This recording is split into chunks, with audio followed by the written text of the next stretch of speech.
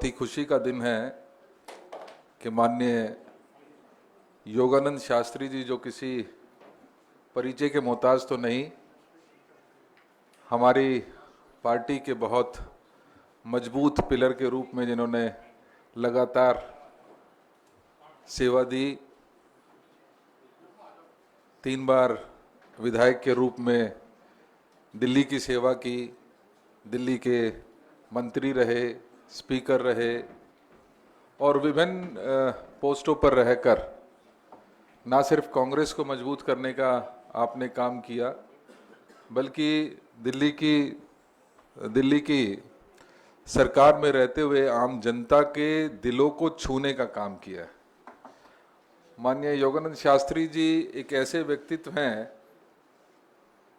जिनको सम्मान सामने वाले अपने दिल से देने का काम करते हैं। हमने बहुत सारे साथी होते हैं जो डिमांड करते हैं, लेकिन मैंने एक बात देखी है कि एक बहुत सौम्य स्वभाव के, बहुत ही लर्नेड पर्सनैलिटी, जिन्होंने सिर्फ अपने काम की तरफ ध्यान दिया और काम के सिवा किसी दूसरी तरफ कभी राजनीतिक छोटी मोटी उनमें अपने आप को सम्मिलित ना करते हुए सिर्फ काम काम और काम में अपने आप को सम्मिलित रखा। कुछ समय पहले कुछ निजी कारणों से, कुछ राजनीतिक कारण भी जरूर रहे होंगे, आपने कांग्रेस पार्टी छोड़ी और एनसीपी के दिल्ली प्रदेश के अध्यक्ष पिछले 2 साल से आप हैं। आज पुनः कांग्रेस परिवार में अपनी आस्था जताते हुए पुनः जो इनकी जड़ें हैं उसमें वापस आने का काम डॉक्टर साहब ने किया है। इस मौके पर आदरणीय दीपक बावरिया जी हमारे बीच में हैं। मैं आग्रह करूंगा कि आप इनका पटका पहनाकर इनका स्वागत करें।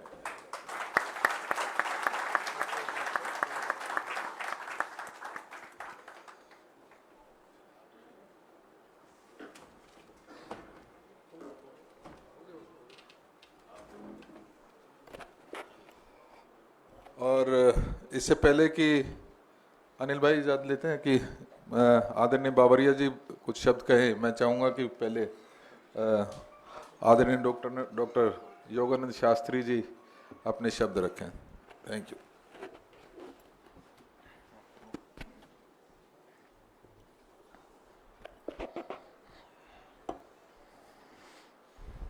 आदरणीय साथियों,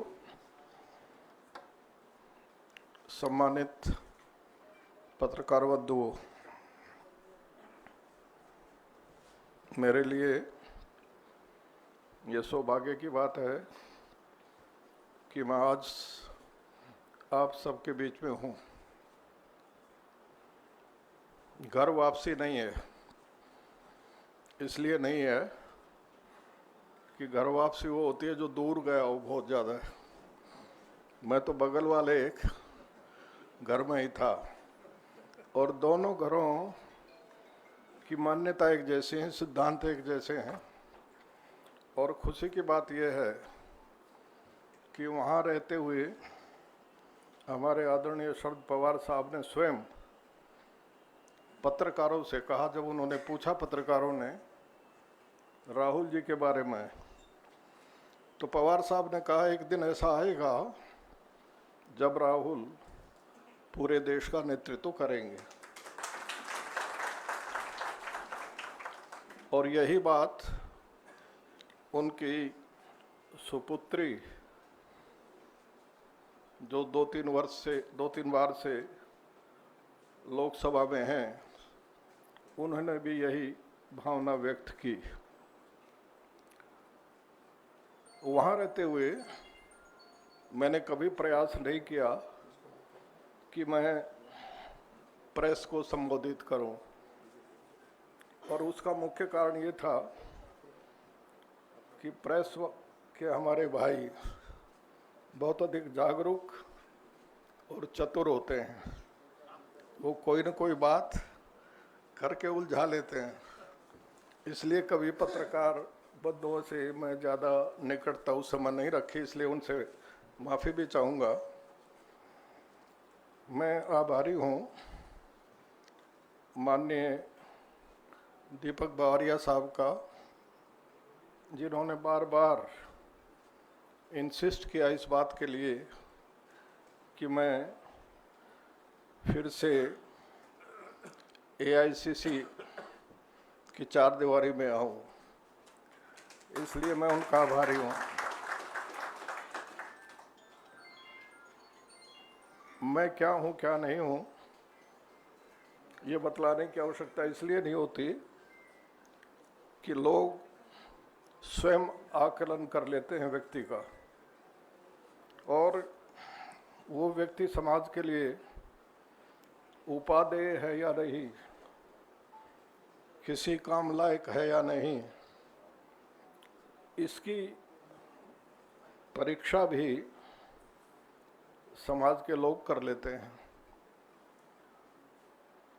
इस समय सबको इसलिए इकट्ठा होना चाहिए कि राजनीति का संक्रमण काल है, और इस काल में यदि हम सब एक छाते के नीचे नहीं आएंगे तो देश का बड़ा दुर्भाग्य हो जाएगा। आपने देखा 2 चरणों का चुनाव हुआ है, और उसके बाद हमारे महामना की भाषा किस तरह की हो गई है। इतने ऊंचे पद पर बैठा व्यक्ति भी यदि इस तरह की बौखलाहट भरी बातें करे और वो गाली की सीमा तक चली जाए, तो आने वाला समय कैसे होगा आप अंदाज़ा लगा सकते हैं। इस समय सबका फर्ज ये है कि हम एक साथ मिलकर एक छाते के नीचे रहकर उन दुष्प्रवृत्तियों का मुकाबला करें जो देश को तोड़ने जा रही हैं। हिंदू मुस्लिम करके बहुमत के वोट प्राप्त करने का प्रयास करना अपने आप में बहुत घिनौना है। इस देश की आज़ादी में केवल हिंदू ही नहीं, मुस्लिम, ईसाई, सिख सबका बड़ा योगदान रहा है, और उनका अपना बड़ा ऊंचा इतिहास रहा है। उस बात की मैं चर्चा इस समय नहीं करूँगा। यहाँ अशफाक उल्लाह खां साहब जैसे महान क्रांतिकारी भी हुए, राम प्रसाद बिस्मिल और वो दोनों जिनको काकोरी के केस में फांसी आई, वो दोनों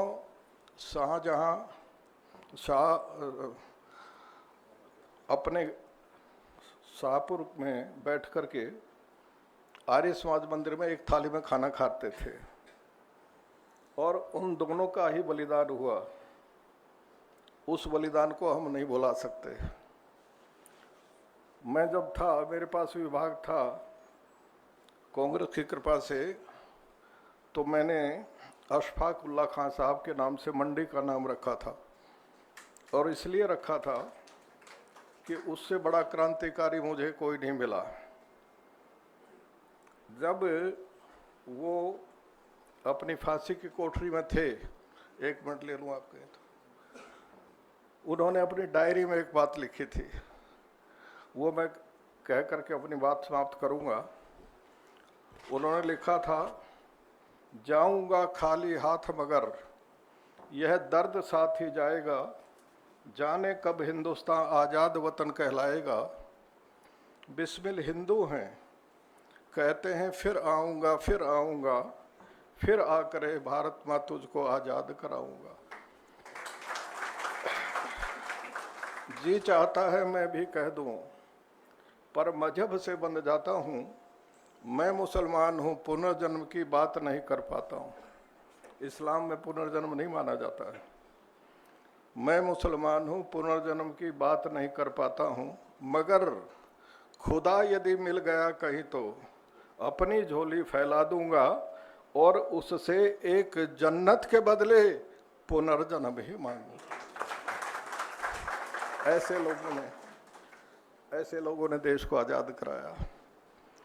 और उस शहादत को भूल करके एक वोट के लिए यदि हम प्रयास करें, घिनौना प्रयास करें, तो देश के साथ सबसे बड़ी गद्दारी है, देश के साथ पाप करना है।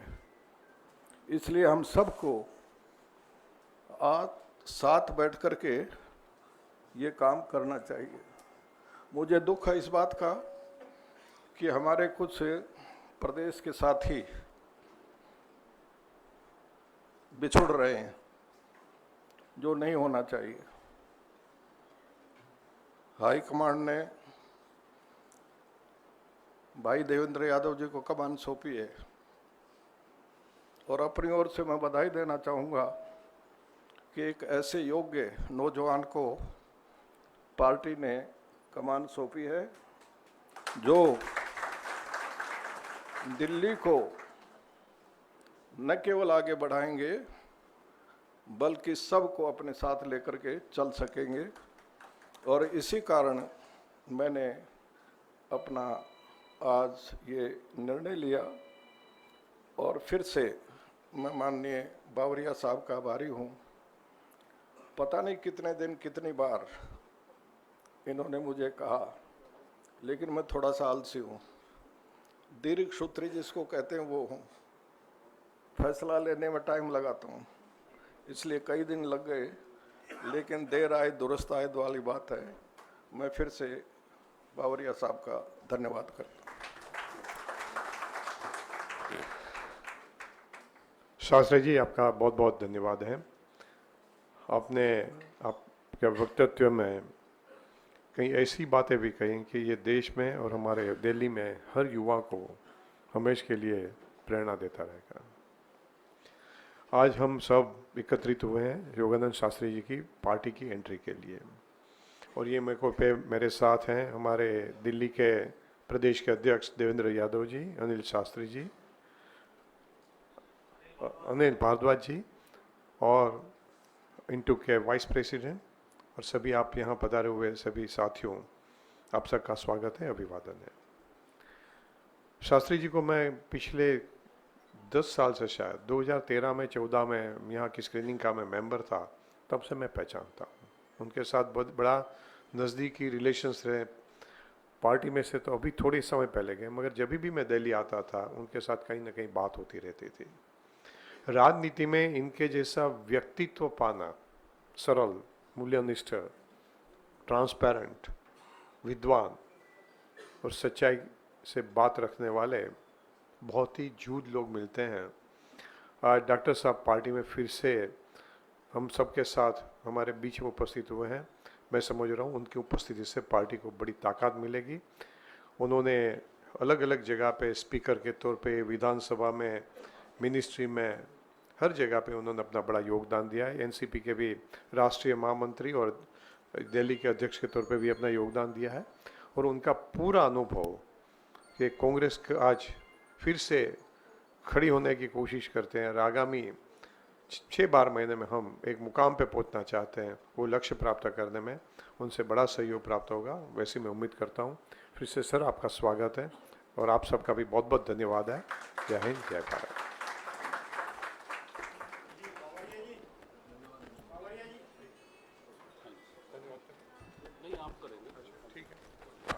कहिए जी, प्लीज सर।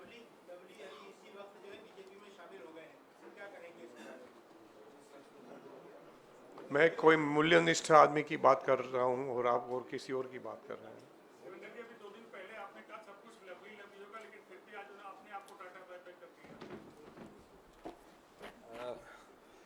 आदरणीय दीपक जी जरूर इस सवाल से बच रहे हैं, लेकिन मैं स्पष्ट करना चाहता हूं कि कुछ लोगों की फितरत ऐसी होती है कि जब माँ को सबसे ज़्यादा ज़रूरत होती है वो परेशान करता है।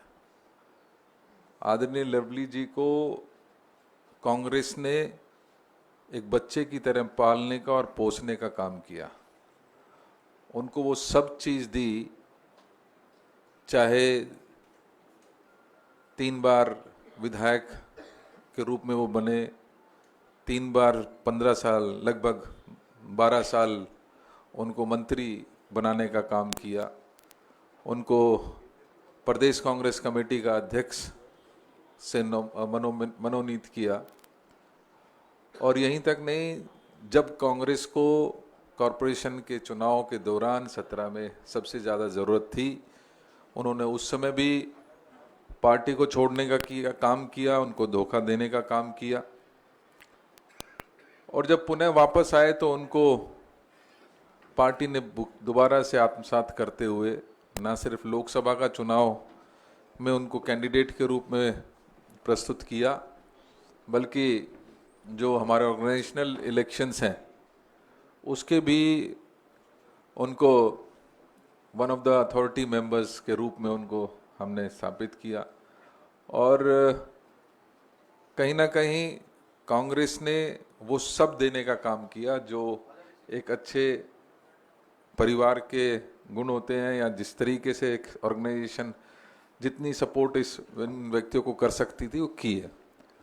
लेकिन जैसे मैंने कहा कि कांग्रेस बहुत बड़ा समुंदर है।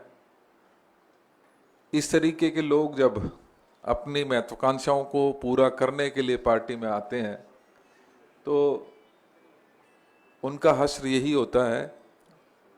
आज फिर कांग्रेस को ज़रूरत थी, और उस समय पर अगर इस व्यक्ति ने कांग्रेस छोड़ने का काम किया है तो ये निश्चित ही उनके अपने कैरेक्टर को झलकाता है।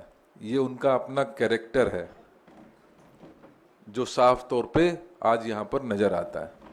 कांग्रेस पहले भी मजबूत थी, कांग्रेस आज भी मजबूत है, और मुझे पूरा भरोसा है हमारे कांग्रेस के आदरणीय योगानंद शास्त्री जी जैसे व्यक्तित्व जब कांग्रेस को ज्वाइन करते हैं, घर में आते हैं, अपना कांग्रेस को जब ज़रूरत थी, इस देश को ज़रूरत थी, इस देश में जिस तरीके की राजनीति चल रही है उसको देखते हुए माननीय योगानंद शास्त्री जी ने आज आस्था अपनी पुनः कांग्रेस की विचारधारा के साथ लेकर आए हैं।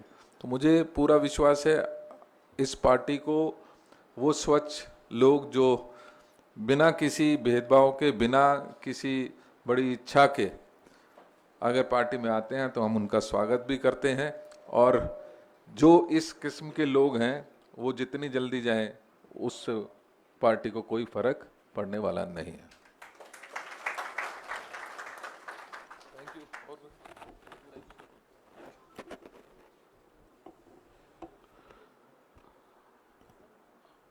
आज यहाँ इस विशेष प्रेस कॉन्फ्रेंस में आए हमारे पत्रकार और छायाकार मित्रों का मैं धन्यवाद और आभार प्रकट करता हूँ। आपने अपना समय निकाला और अपना समय निकाल के आदरणीय श्री योगानंद शास्त्री जी की इस ज्वाइनिंग को दिल्ली और देश में प्रसारित करने में हमारी मदद करेंगे। Thank you for. और एक मिनट, और एक और मेरी आपसे रिक्वेस्ट है, कल 11 बजे दिल्ली प्रदेश कांग्रेस कमेटी के प्रांगण में हमारे नवनियुक्त अध्यक्ष भाई श्री देवेंद्र यादव जी अपना पदभार ग्रहण करेंगे।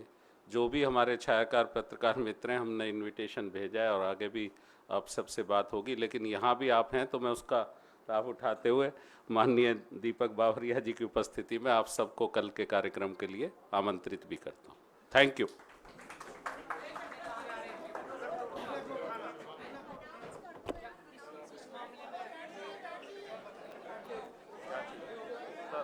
एक बार ये डाल लो।